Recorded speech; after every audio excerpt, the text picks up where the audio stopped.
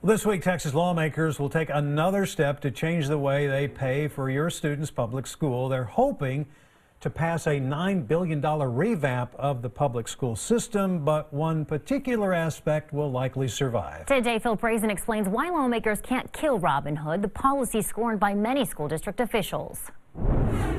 Villain number one for AISD and many other school districts across the state is the state policy known as Robin Hood. We're contemplating things like school closures and consolidations, all at a time when taxpayers are paying more. You know, as we bring in more tax revenue, they're just taking it away. Texas's school finance system is a complicated web of formulas, but here are the basics.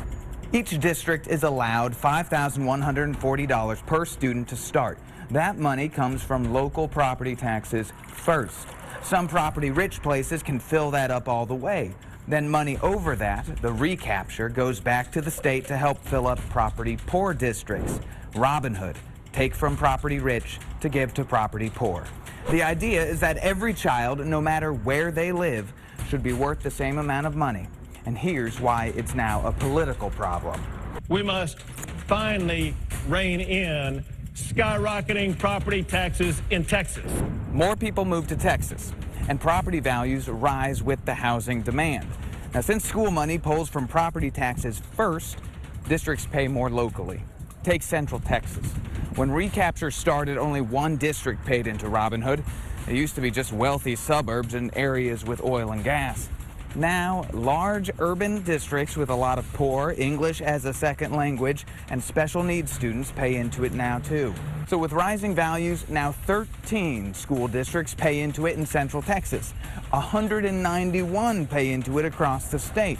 Austin pays the most in Robin Hood, sending around half of its money to the state. Now the state can pay less to achieve the per student allotment. The Texas Education Agency expects to pay $3.5 billion less this budget than last budget. And property taxpayers are feeling the squeeze. So if voters don't want Robin Hood, why can't we get rid of it? Well, it wouldn't be constitutional. I mean, you'd run right smack into the Supreme Court. University of Texas law professor Scott McCown would know. This all started in 1984 when the court sided with the Edgewood School District in a lawsuit against the state. From 1990 to 2002, McCown was the district judge over the case. According to the Texas Constitution, every student has to be educated to maintain our rights and liberties. He says before Edgewood, some school districts were the best in the country and some could barely keep the lights on.